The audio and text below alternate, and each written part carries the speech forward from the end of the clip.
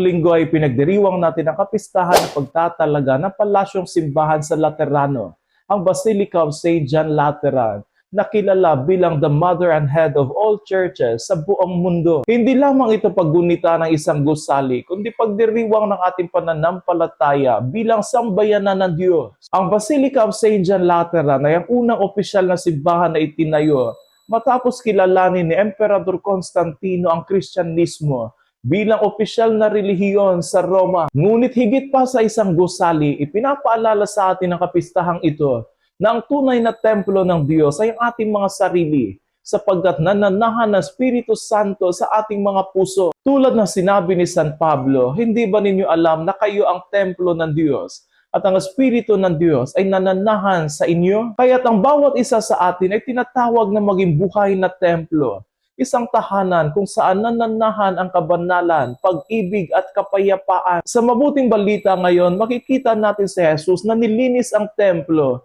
mula sa mga mangangalakal at nagpapalit ng salapi. Ang templong iyon ay naging lugar ng kalakalan, hindi ng pagsamba. Ginawa ito ni Jesus hindi dahil galit siya sa mga tao, kundi dahil nag-aalab ang kanyang pag-ibig sa tahanan ng kanyang Ama. Ang kanyang sigaw ay paalala rin sa atin, huwag ninyong gawing pamilihan ang bahay ng aking Ama. Minsan tayo rin ay nagiging templo na marumi, puno ng ingay na kasalanan, pagkamakasarili at pagkalimot sa Diyos. Ngunit si Jesus ay patuloy na dumarating upang linisin ang ating mga puso, upang doon ay manahang muli ang kaniyang pag-ibig. Ang ating simbahan tulad ng Basilica of St. John Lateran ay palatandaan ng ating pakikiisa kay Kristo. Hindi lamang ito lugar dalanginan, kundi komunidad ng mga mananampalataya. Kapag tayo ay pumapasok sa simbahan, tandaan natin, hindi lamang ito isang gusali, kundi isang sagradong lugar kung saan nagkakatipon ang mga buhay ng mga bato ng pananampalataya,